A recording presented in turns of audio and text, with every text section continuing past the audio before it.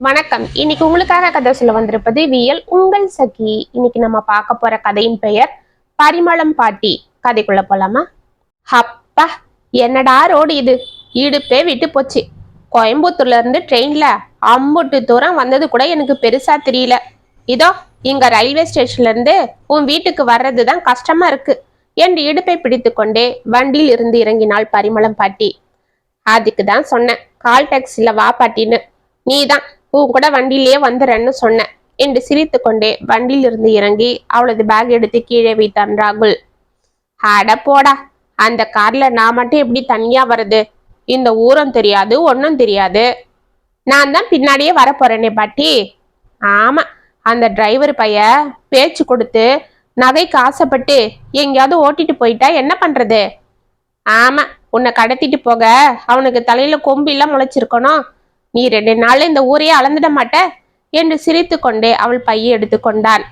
இதற்குள் வாங்க பாட்டி என்று அழைத்து கொண்டு உள்ளிருந்து ஓடி வந்தாள் சாருலதா. அவளை கட்டி அணைத்த பரிமளம், என்னடிமா எப்படி இருக்கிற என்று அவளை மேலும் கீழும் பார்த்தாள். நான் நல்லா இருக்கிறேன் பாட்டி, நீங்க எப்படி இருக்கீங்க? நான் ஊருக்கு வர்ற வரைக்கும் நல்லா தான் இருந்தேன். இந்த வண்டியில ஏறி இந்த பட்டணம் தெருவுல வந்ததும் இடுப்பு வலி வந்துடுச்சு என்று சிரித்தாள். சாருவும் சிரித்துவிட்டு, ஆமா பாட்டி, இங்கெல்லாம் இப்படிதான், சரி உள்ள வாங்க என்று அவளை அழைத்து கொண்டு உள்ளே சென்றாள். ராகுலும் அவள் பைகளை எடுத்துக்கொண்டு உள்ளே சென்றான். என்னடிமா வீட்டை இப்படி போட்டு வச்சிருக்கிற? அது போட்ட இடத்துல இருக்கு. வீட்டை சுத்தமா பத்தமா வச்சுக்கிட்டா தானே நல்லது என்று வீட்டை சுற்றி பார்த்து கொண்டே வந்து சோஃபாவில் அமர்ந்தாள். என்ன பாட்டி செய்கிறது? 2 பேரும் காலையில வேலைக்கு போயிட்டா, இதோ இந்நேரத்துக்கு தான் வருவோம். அவளும் இப்பதான் வந்திருப்பா என்று கூறிக்கொண்டே அவள் அருகில் வந்து அமர்ந்தான் ராகுல். அப்ப சாப்பாடு எல்லாம் யாரு செய்வா என்று பரிமளம் கேட்டதும், எல்லாம் வேலைக்காரி செஞ்சிருவா பாட்டி. காலையில வருவா, டிஃபன் சாப்பாடு செஞ்சிருவா, அப்புறம் சாயங்காலம் வந்து டிஃபன் செஞ்சு வச்சுட்டு போயிடுவா. சாவிய பக்கத்து வீட்டுல கொடுத்துட்டு போவோம் என்று கூறிக்கொண்டே பாட்டிக்கு காஃபி கொண்டு வந்து கொடுத்தாள் சாரு. என்னவோ உங்க பட்டணத்து வாழ்க்கை, எல்லாத்துக்கும் வேலைக்காரங்களை நம்பிக்கிட்டு. அதுதான் பாரு, வீடு இந்த லட்சணத்துல இருக்கு என்று அவள் கையில் இருந்த காப்பி டம்ளரை வாங்கியவள் அந்த டம்ளர் பிசு பிசுவென இருப்பதை பார்த்து, என்னம்மா இது, டம்ளர் பிசு பிசுன்னு இருக்கு என்று முகத்தை சுருக்கினாள். சாருலதாவின் முகம் மாறியது. அவள் அமைதியாக ராகுலை பார்க்க, அதுதான் சொன்னமே பாட்டி, வேலைக்காரி என்று அவன் கூறுவதற்குள், புரியுது புரியுது, என்னவோ எனக்கு இதெல்லாம் பிடிக்காது. எனக்கு சுத்த பத்தமா இருக்கணும். சரி, நான் போய் குளிச்சுட்டு வரேன் என்று எழுந்து கொண்டாள். என்ன பாட்டி, இந்நேரத்துக்கு குளிக்க போற? பேசாம கை கால் அலம்பிக்கிட்டு வந்து சாப்பிட்டு படு, காலையில எழுந்து குளிச்சுக்கலாம் என்றான் ராகுல். அடே, அப்படியே போட்டேனா? அவ்வளவு தூரம் ட்ரெயின்ல வந்திருக்கேன். கண்ட இடத்துல உக்காந்து 4 பேர் மேல விழ செய்யன்னு வந்திருக்கேன். யாரெல்லாம் எப்படிலாம் இருந்தாங்களோ, அவங்களுக்கு என்ன வியாதியோ கன்றாவியோ அதெல்லாம் தொட்டுக்கிட்டு வந்துட்டு குளிக்காம உட்காந்து சாப்பிட சொல்றியா? அதெல்லாம் முடியாது.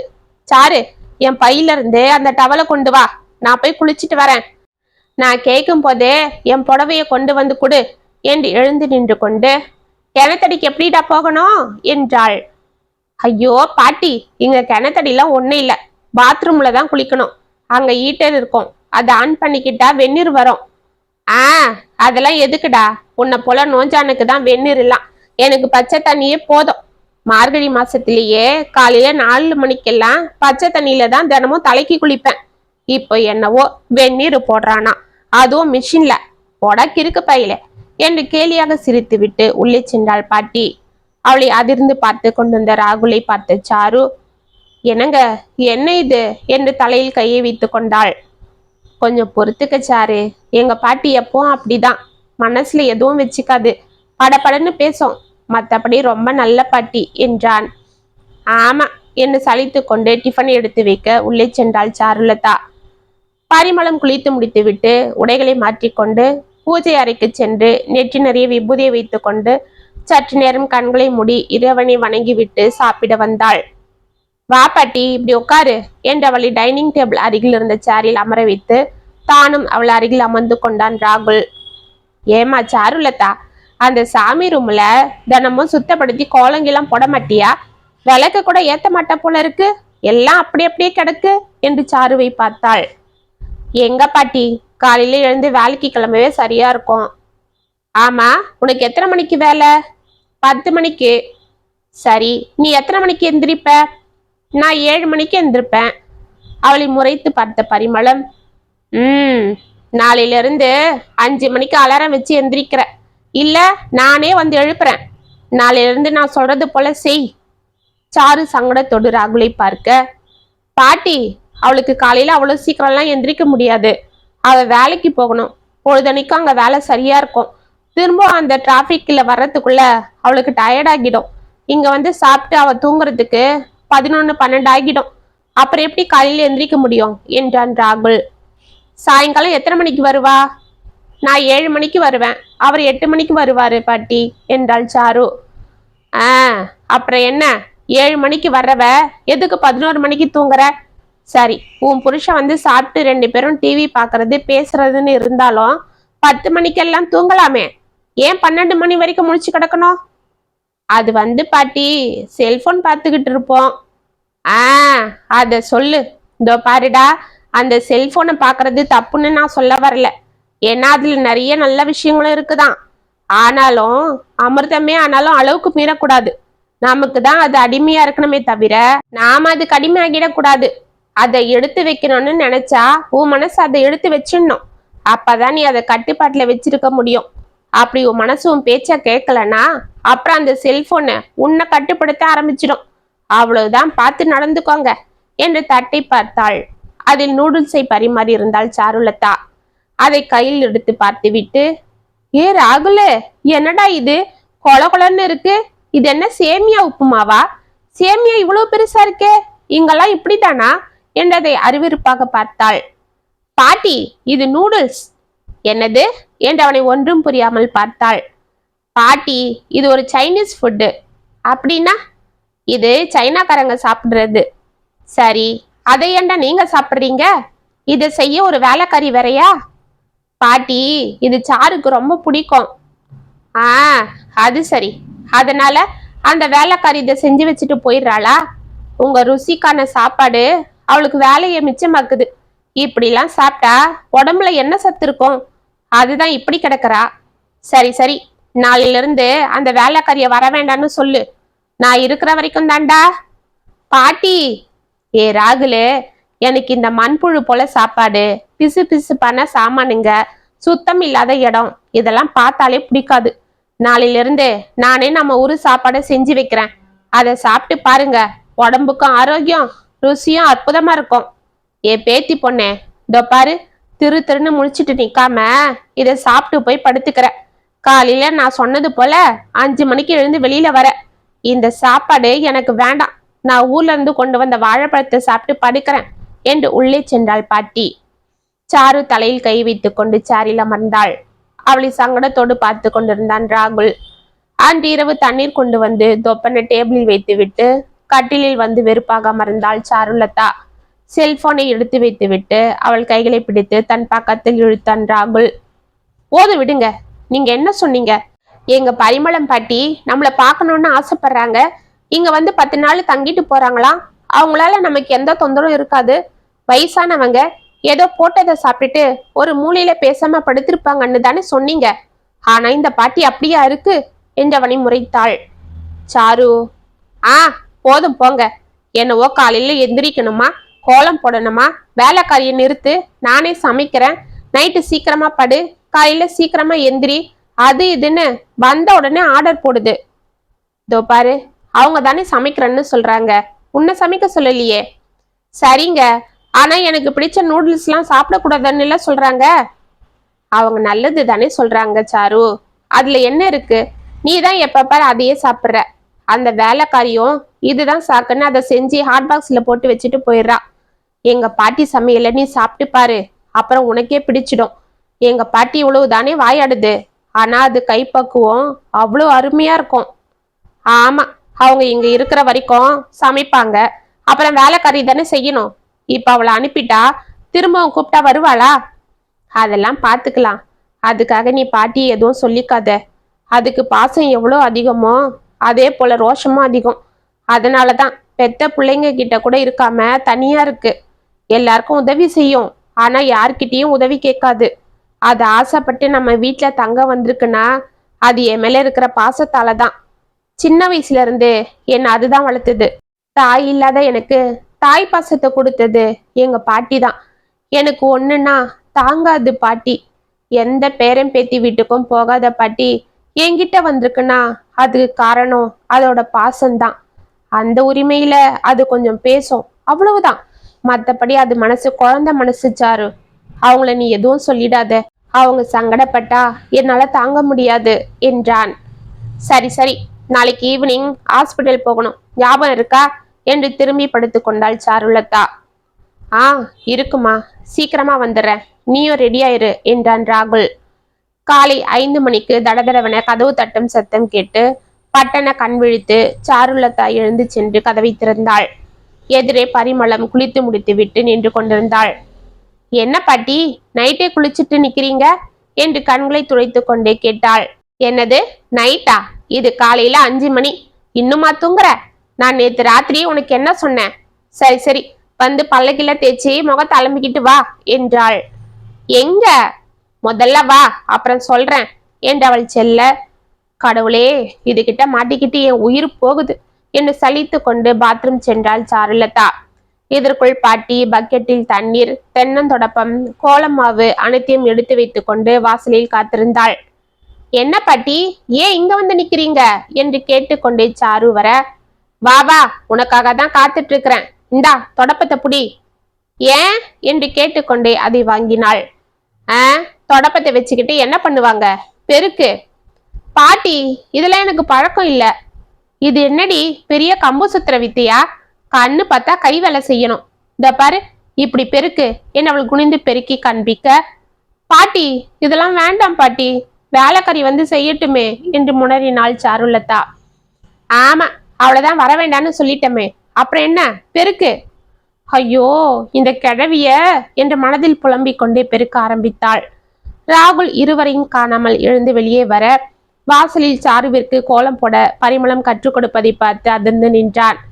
இதோ பாருடி, அந்த கம்ப்யூட்டர்ல ஏதேதோ வேலையெல்லாம் பண்ற, கோலமாவை எடுத்து கோலம் போட வராதா உனக்கு என்றாள் பாட்டி.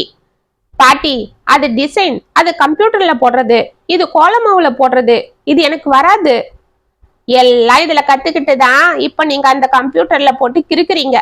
போடு, அந்த புளியில கொண்டு போய் சேரு. ஏய் உக்காராத, எழுந்து குனிஞ்சு போடு. பாட்டி, எனக்கு குனிஞ்சு போட முடியல.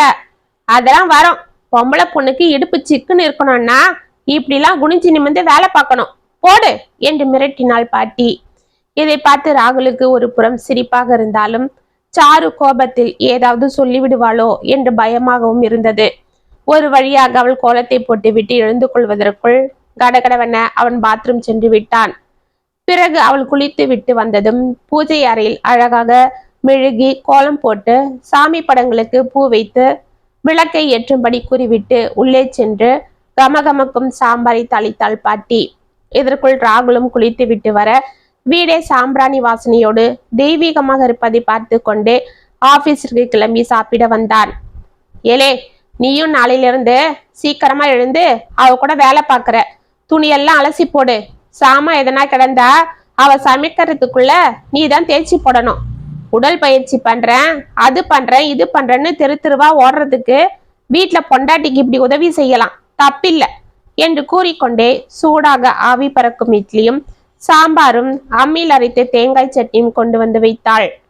சாருலதா இதற்குள் பூஜை அறையிலிருந்து வெளியே வர அவளை பார்த்த ராகுல், ஆஹா, இன்னைக்குதான் நீ ரொம்ப அழகா இருக்கிற சாரு. நெத்தியில குங்குமம், முகத்துல மஞ்சள், கை நிறைய வளையல், அழகா புடவை என்று அவன் உற்சாகமாக கூறிக்கொண்டே போக அவனை முறைத்து பார்த்தாள் சாருலதா. டக்கன தலையை குனிந்து கொண்டு சாப்பிட ஆரம்பித்தான். இப்படி இருந்தாதான் பொம்பளை பொண்ணு லட்சணமா இருக்கும். அதை விட்டுட்டு அவ்வளவு பெரிய கவுனம் ஒண்ணு மாட்டிக்கிட்டு முகத்துல பொட்டு இல்லாம கையில வளையல் இல்லாம தலைவிரி கோலமா, என்ன இதெல்லாம்? இதெல்லாம் நம்ம குடும்பத்துக்கு ஆகுமா? உங்க அம்மாக்காரி சின்ன வயசுல இப்படிதான் இருப்பா, பார்த்தா மகாலட்சுமி போல இருக்கும். கையெடுத்து கும்பலான்னு தோணும். காலையில அவ தலைக்கு குளிச்சு முடிச்சுட்டு அந்த புடவைய கட்டிக்கிட்டு பூவும் பொட்டோட பூஜையை முடிச்சுக்கிட்டு காப்பியோட வந்து எங்களை எழுப்புவா. ஆஹா, அவ முகத்தை பார்த்தா அன்னைக்கு பொழுது அமோகமா இருக்கும். அதனாலதான் உங்க அப்பனும் அவ்வளவு சம்பாதிச்சான். அவ போனா எல்லாம் மாறிடுச்சு. இப்ப உள்ளதுங்க ஒன்னும் சரியில்லை. அதனால தான் நான் அந்த வீட்டு பக்கமே போறதில்லை என்று கண்களை துடைத்து கொண்டாள் பாட்டி. சரி சரி, நீயும் வந்து சாப்பிடுவா என்று சாருவிற்கும் பரிமாறினாள். அந்த இட்லி சாம்பாரும் சட்னியின் ருசியும் சாருவிற்கு மிகவும் பிடித்து போனது. என்றாலும் பாட்டி செய்யும் லொள்ளு அவளுக்கு சலிப்பாக இருந்தது. சரி பாட்டி, நான் ஆபீஸுக்கு கிளம்புறேன். சாரு, நீ சாயங்காலம் ரெடியா இரு என்று கூறிவிட்டு பேக் எடுத்து கொண்டான் ராகுல். எங்கடா, சாயங்காலம் எங்க போறீங்க என்றாள் பாட்டி. சாருக்காக ஹாஸ்பிட்டலுக்கு போறோம் பாட்டி. ஏன், என்னாச்சு என்று சாருவை அதிர்ச்சியோடு பார்த்தாள். ஒன்னும் இல்ல பாட்டி, கல்யாணம் ஆகி 2 வருஷம் ஆக போகுது. இன்னும் குழந்தை நிக்கலன்னு டாக்டர் கிட்ட செக்கப்புக்கு போலான்னு இருக்கோம் என்று ராகுல் கூற சாரு அமைதியாக தலையை குனிந்து கொண்டாள். ஏண்டா, கல்யாணம் ஆகி 2 வருஷம் தானே ஆகுது, அதுக்குள்ள என்ன எல்லாம் பிறக்கும், எதுக்கு சங்கடப்படுறீங்க? அதெல்லாம் ஒன்றும் வேண்டாம். இல்ல பாட்டி, எங்களுக்கு எதனா குறை இருக்கான்னு பார்த்துக்கிட்டா அதுக்கு மருந்து சாப்பிடலாம். ஏன்னா எல்லாரும் கேட்குறாங்க பாட்டி, கஷ்டமா இருக்கு என்றாள் சாரு அமைதியாக. இதோ பாரு, உங்க 2 பேருக்குமே எந்த குறையும் இருக்காது. நான் சொல்றேன் கேளுங்க. ஏன்னா உன் குடும்பத்தை பத்தியும் எனக்கு தெரியும். எங்க குடும்பமும் நல்ல வாரிசுங்க உள்ள குடும்பம்தான். எங்க ஆரோக்கியமான சாப்பாடை சாப்பிட்டு நல்லா இருந்தா தானே. சரி சரி, சாயங்காலம் வீட்டுக்கு வா, நான் உனக்கு ஒரு மருந்து கொடுக்குறேன். அதை சாப்பிட்டா அடுத்த மாசமே குழந்தை நிற்கும் பாரு என்றாள் பாட்டி. என்ன பாட்டி, இதெல்லாம் ஹெல்த் சம்பந்தப்பட்ட விஷயம், கண்டதை நாமளே சாப்பிடக்கூடாது என்று அலறினாள் சாரு. அடியே, நான் சுத்துப்பட்டு 7 ஊர் பொண்ணுங்களுக்கும் பிரசவம் பார்த்தபடி என்கிட்ட வந்து வைத்தியத்தை பத்தி சொல்லாத.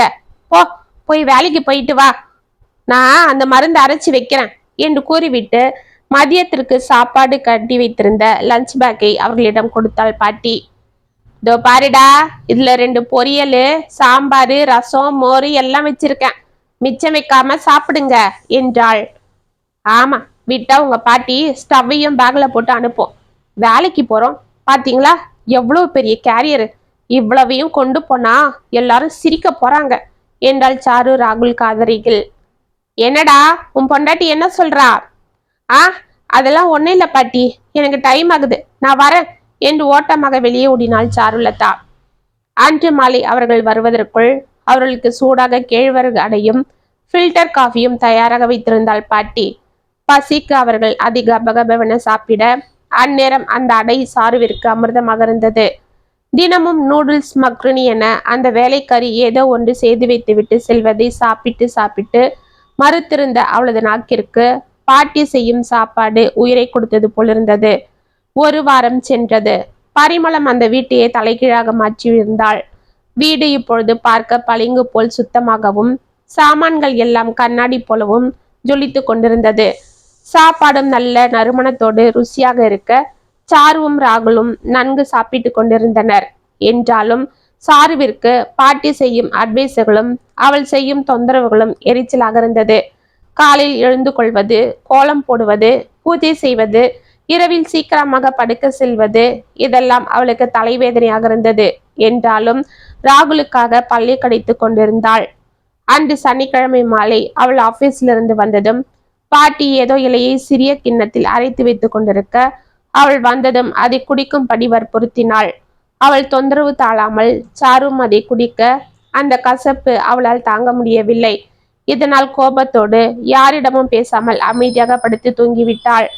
மறுநாள் காலை ராகுல் தூக்கத்திலிருந்து எழுந்து பார்க்க அங்கே சாருவை காணவில்லை. எங்க போயிட்டா? இன்னைக்கு சண்டே தானே, இன்னைக்கும் சீக்கிரமா எழுந்துட்டு இருக்காளே, பரவாயில்ல, பாட்டி பண்ண பிராக்டிஸ் ஒர்க் அவுட் ஆகுது போல இருக்கு என்று சிரித்து கொண்டே அவன் கட்டிலில் இருந்து எழுந்து கொள்ள சாரு தள்ளாடி கொண்டு உள்ளே வந்தாள். ஏய், என்ன சாரு, ஏன் ரொம்ப டயர்டா இருக்கிற? உடம்புக்கு ஏதாவது முடியலையா என்று அவளை ஓடி சென்று பிடித்து கொண்டான். தள்ளாடி போய் அவன் கையில் விழுந்தவள், காலிலிருந்து 4-5 வாட்டி லூஸ் மோஷன் ஆயிடுச்சுங்க, என்னால ரொம்ப முடியல, டயர்டா இருக்கு. அப்படியா? ஏன், என்னாச்சு? நேத்து ராத்திரி என்ன சாப்பிட்ட? நான் எங்க சாப்பிட்டேன், அதுதான் கோவத்துல படுத்து தூங்கிட்டனே. கோவமா? ஏன், எனக்கு தெரியாதே. நான் வரும்போது நீ நல்லா தூங்கிட்டு இருந்த, பாட்டி கூட எழுப்புனாங்க, ஆனா நீ எந்திரிக்கல. நானும் சரி நீ டயர்டா இருப்பான்னு விட்டுட்டேன். ஆமா, ஆபீஸ்ல எதுனா சாப்பிட்டியா? அதெல்லாம் ஒண்ணும் இல்ல. உங்க பாட்டி சாயங்காலம் எதையோ அரைச்சு கொடுத்தாங்க. அது என்னன்னு தெரியல. ஒரே கசப்பா இருந்தது. நான் அப்பவே வேண்டான்னு சொன்னேன். குடிச்சுதான் ஆகணும்னு சொன்னாங்க. அதை குடிச்சிட்டு வாயெல்லாம் கசப்பா இருந்ததுங்க. அதுக்கப்புறம் எதுவே சாப்பிட முடியல. அதுதான் கோவத்துல போய் படுத்துட்டேன். அதுதான் போல இருக்கு காலையில இருந்து எனக்கு லூஸ் மோஷன் ஆகுது. அப்பன்னா வா நம்ம ஆஸ்பத்திரிக்கு போகலாம் என்றான் ராகுல். அட என்னடா உன்னா ஆஸ்பத்திரி ஆஸ்பத்திரின்னு அதெல்லாம் ஒண்ணும் வேண்டாம். இந்த கஷாயத்தை குடி, எல்லாம் சரியாகிடும் என்று ஒரு டம்ளரில் ஏதோ கஷாயத்தை கொண்டு வந்து கொடுத்தாள் பாட்டி. சாருவிற்கு ஆத்திரம் பொத்து கொண்டு வந்தது. இதோ பாருங்க, உங்களுக்காக போனா போகுதுன்னு எல்லாத்துக்கும் பொறுத்துட்டு இருந்தா உங்க பாட்டி என்ன கொண்டு புதைச்சிடுவாங்க போல இருக்கு என்று ஆவேசமாக கத்தினாள். பாட்டி அதிர்ந்து போய், என்ன சாரு இப்படி பேசுற என்றாள் பதட்டமாக. பின்ன என்ன பாட்டி, நானும் பாக்குறேன், நீ ரொம்ப தான் பண்ற. அவளை காலையில எழுந்துடு, குளி, சாமி கும்பிடுன்னு சொன்னேன். அதெல்லாம் பரவாயில்ல. இப்படி கண்டதை கொடுத்து குடிக்க வைக்கிறியே. அவளுக்கு லூஸ் மோஷன் ஆகுது. எதுனா ஆனா என்ன செய்யறது? ஆஸ்பத்திரிக்கும் போக விடாம இப்போ ஏதோ கொண்டு வந்து கொடுக்குற. இதோ பாருடா, இது கண்டது இல்ல. புள்ள வயிற்றுல தங்கணும்னா அதுக்கு வயிற்ற நல்லா சுத்தமா ஆரோக்கியமா வச்சிருக்கணும். கண்டதை வெளியில வாங்கி சாப்பிட்டு சாப்பிட்டு அவ வயிற்றுல பூச்சிங்க இருக்கு. அதனால கூட புள்ள தங்குறது தள்ளி போகும். அப்படியே நீ எந்த மருந்து கொடுத்தாலும் ஒன்னும் கேட்காது. அதுக்குதான் வயிற்ற முதல்ல சுத்தப்படுத்தணும். அதுக்குதான் நான் அவளுக்கு பேதிக்கு மருந்து கொடுத்துருக்கேன். அது ஒன்னும் ஆகாது. 4-5 வாட்டி போயிட்டு வந்தா எல்லாம் சரியாகிடும். உடம்புக்கு சோர்வு வராம இருக்கதான் இந்த கஷாயம். இத குடிச்சா தெம்பு வந்துடும். அதுக்கப்புறம் அவளை எழுந்து குளிச்சுட்டு வர சொல்லு. கத்திரிக்காய் முருங்கைக்காய் போட்டு கொஞ்சமா காரமும் தனியா பொடியும் சேர்த்து குழம்பு வச்சிருக்கேன். அதோட ரசமும் இருக்கு. அதை சாப்பிட்டா வாய்க்கும் ருசியா இருக்கும், உடம்புக்கும் தெம்பு, வயிறு புண்ணு ஆறிடும். போடா, இத குடிச்சிட்டு அவளை போய் குளிக்க சொல்லு என்ன அந்த கஷாயத்தை அங்கு வைத்து விட்டு எழுந்து சென்றாள் பாட்டி. சாரு கோபத்தோடு அதை எடுத்து குடித்து விட்டு குளிக்க சென்றாள்.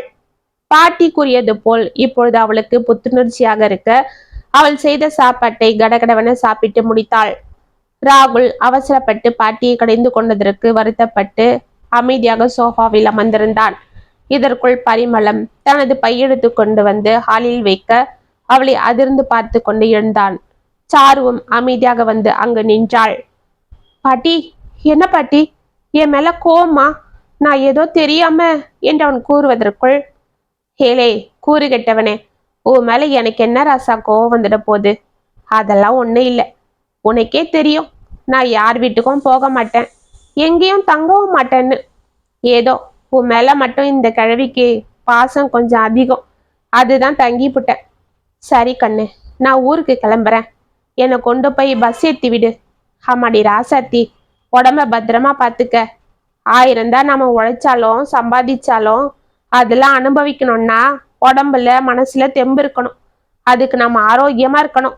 கண்ட பொருளை சுத்தம் இல்லாம வெளியில வாங்கி சாப்பிட்றது, வேலைக்காரி கையால ஏதோ ஒண்ணுன்னு செஞ்சு முழுங்குறதெல்லாம் நம்ம உடம்புக்கு நல்லது இல்லை ராசாத்தி. அது போல 1000 தான் நீ வெளியில ஊரையே ஆண்டாலும் வீட்டுக்குள்ள நம்ம வேலைய நாம தான் பார்க்கணும். அப்பதான் நல்லது. அது ஆணா இருந்தாலும் சரி, பொண்ணா இருந்தாலும் சரி. இதெல்லாம் உடம்புக்கு மட்டும் இல்லை, மனசுக்கும் தெம்புதான். ஏதோ எங்க பெரியவங்க சொன்னத நான் உங்களுக்கு சொல்லி கொடுத்தேன், அவ்வளவுதான். இதனோட அருமெல்லாம் இப்போ உங்களுக்கு தெரியாது ராசாத்தி, போக போக தெரியும். ஏதோ என் பேரன் பேத்தி மேல இருந்த பாசத்தால கொஞ்சம் உரிமையோட நடந்துகிட்டேன். நான் எதுனா உங்க மனசை சங்கடப்படுத்திருந்தா மன்னிச்சிடுங்க என்று கண்களை துடைத்து கொண்டாள். சாரு அதிர்ந்து நின்றாள். 1 மாதம் சென்றது. பரிமளம் பாட்டி ஊருக்கு போனதிலிருந்து சாருவை தொந்தரவு செய்ய ஆள் இல்லை என்றாலும் அவள் இல்லாத வீடு விரிச்சோடி இருப்பதை நன்கு உணர்ந்தாள் சாருலதா. காலையில் அவளை எழுப்ப பாட்டி இல்லை என்றாலும் சரியாக 5 மணிக்கு அவளுக்கு விழிப்பு வந்தது. பழக்கம் போல் வாசல் தெளித்து கோலம் போட்டு விட்டு குளித்து முடித்து பூஜை அறையில் விளக்கை ஏற்றி பாட்டி சொல்லி கொடுத்தது போல் சமையலை முடித்து இருவருக்கும் கட்டி வைத்து விட்டு நேரத்தை பார்த்தாள். மணி 7 தான் ஆகியிருந்தது. இதற்குள் ராகுலும் எழுந்து பாட்டி சொன்னது போல் துணிகளை அலசி போட்டு விட்டு குளித்து முடித்து ஆபீஸிற்கு கிளம்பி வந்தான். அவனுக்கு தோசையும் சாம்பாரும் பரிமாறிய சாரு, என்னங்க, பாட்டி சொன்னது போல காலையில எழுந்து நிதானமா எல்லா வேலையும் செஞ்சாலும் 7 மணிக்கெல்லாம் எல்லாம் செஞ்சிடறேன். ஆபீஸுக்கு அறக்க பறக்க கிளம்பாம நிதானமா நிம்மதியா போறேன். இதனால மேனேஜர் கிட்ட திட்டம் மிச்சமாகுது. எனக்கும் நல்லா ஃப்ரெஷ்ஷா இருக்குங்க என்றாள். ஆமா சாரு, நானும் காலையில எக்ஸசைஸ் போல இந்த துணியெல்லாம் துவச்சி போட்டுட்டு போறதால உடம்பும் ஆரோக்கியமா இருக்கு. பாட்டி இருந்து இதெல்லாம் சொல்லும் போது தலைவேதனையா இருந்தது. ஆனா இப்ப அதனால எவ்வளோ பெனிஃபிட் பாரு நமக்கு என்றான். ஆமாங்க, அவங்க இருக்கும்போது நான் ரொம்ப டென்ஷன் ஆனேன். ஆனா இப்ப அவங்க இல்லாத போதுதான் அவங்க அருமை தெரியுது. அவங்க அன்னைக்கு கொடுத்த மருந்து சாப்பிட்டதுல இருந்து உடம்பே நல்லா இருக்கிறது போல இருக்குங்க. முன்னெல்லாம் சின்னதா வேலை செஞ்சாலும் களைப்பா இருக்கும். ஆனா இப்ப அப்படி இல்லைங்க. நல்லா சுறுசுறுப்பா இருக்கு, நல்லா பசிக்குது என்று அவள் கூறிக்கொண்டிருக்கும் போதே அவளுக்கு மயக்கம் வந்து சாய்ந்தாள். சாரு என்று அவளை தாங்கி பிடித்து கொண்டான் ராகுல். சற்று நேரம் கழித்து மெல்ல மெல்ல அவள் கண்களை திறக்க ராகுல் டாக்டரிடம் உற்சாகமாக ஏதோ பேசிக் கொண்டிருந்தான். டாக்டரும் அவனிடம் மருந்து சீட்டை கொடுத்து விட்டு கேர்ஃபுல்லா பார்த்துக்கோங்க என்று கூறிவிட்டு சென்றாள். அவள் சென்றதும் சாருவை வாரி அணைத்த ராகுல், சாரு, நம்ம அம்மா பார்க்க போறோம் சாரு, நீ கன்சீவ் ஆகியிருக்க என்று அவள் நெற்றியில் முத்தமிட்டான். சாருவிற்கு சந்தோஷம் எல்லையை மீறியது. அவள் கண்களில் கண்ணீர் வடிந்தது. நமக்கு குழந்தை பிறக்க போதா? என்னங்க, நமக்கு குழந்தை பிறக்கலன்னு பேசின வாயெல்லாம் இனி மூடிடும் இல்லைங்க. நம்மளை வேதனைப்படுத்துற மாதிரி பார்த்த கண்ணெல்லாம் இப்ப நம்மளை பொறாமையா பார்க்கும் இல்லைங்க. நானும் அம்மாவாக போறேன் இல்லைங்க. என் மடியில என் செல்லம் தவழப்போகுது என்று பரவசமாக கூறினாள் சாரு. ஆமா சாரு, ஆமா, நம்ம வீட்லயும் இனி குழந்தை சத்தம் கேட்கும். அதை நான் தூக்கி ஆசை தீர கொஞ்சம் போறேன். கடவுள் நமக்கு அந்த பாக்கியத்தை கொடுத்துட்டாரு, அதுக்கு நம்ம நன்றி சொல்லணும் என்று அவன் துள்ளி குதிக்க, அப்படியே உங்க பாட்டிக்கும் நன்றி சொல்லணுங்க என்றாள் சாரு அமைதியாக. அவளை ஆச்சரியமாக திரும்பி பார்த்த ராகுல், என்ன சாரு சொல்ற என்றான். ஆமாங்க, அன்னைக்கு பாட்டி ஒரு மருந்து கொடுத்தாங்களே, அப்ப அவங்க என்ன சொன்னாங்க? அந்த மருந்தை சாப்பிட்டா 1 மாசத்துல குழந்தை தங்கும், இல்லைன்னா நான் என் பேரை மாத்தி வச்சுக்கிறேன்னு சொன்னாங்க இல்ல, அதே போல நடந்துச்சு பாருங்க.